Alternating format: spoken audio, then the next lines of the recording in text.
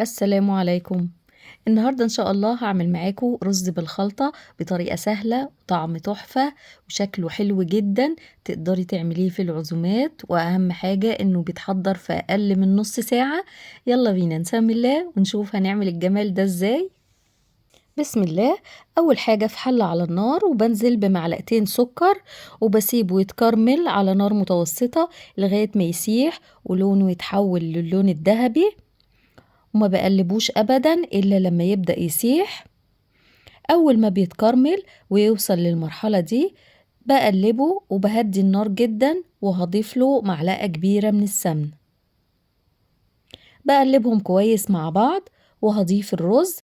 أنا بستخدم الرز المصري بيطلع طعمه أحلى من الرز البسمتي، لو حابين استخدموا الرز البسمتي.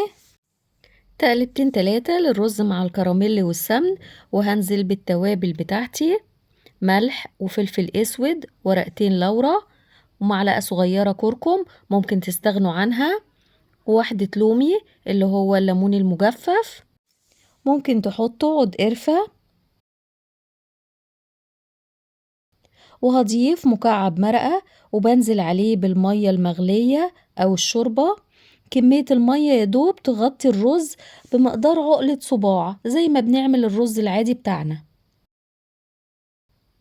أول ما بيغلي بهدي عليه النار وبغطيه واسيبه يتشرب المية.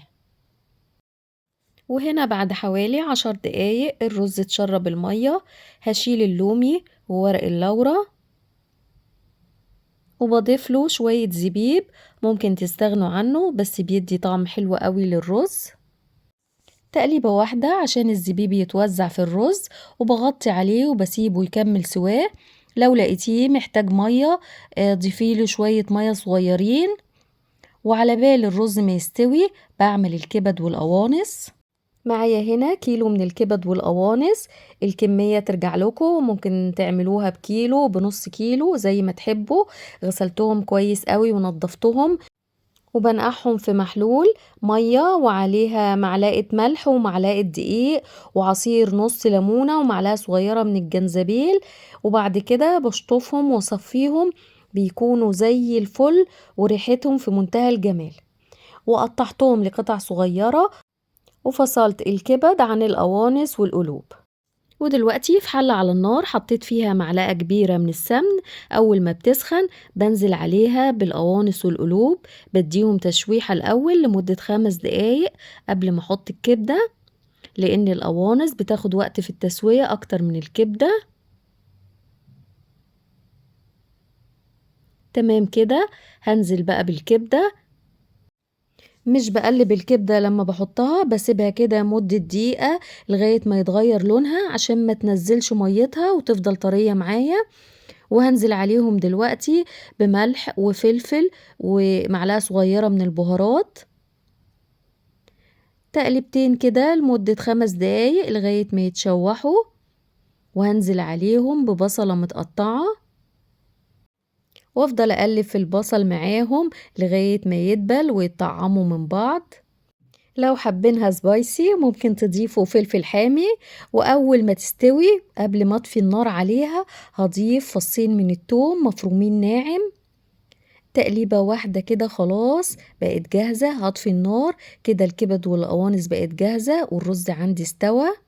ودلوقتي في طاسة حطيت معلقة صغيرة من السمن وهقلب فيها شوية فول سوداني وزبيب. حطي أي مكسرات موجودة عندك، ويا سلام لو عندك كام واحدة لوز. هشوحهم في السمن لمدة دقيقة مش أكتر من كده، يدوب ياخدوا لون أشقر. ما تكتريش عن دقيقة عشان المكسرات ما تتحرقش وتمرر.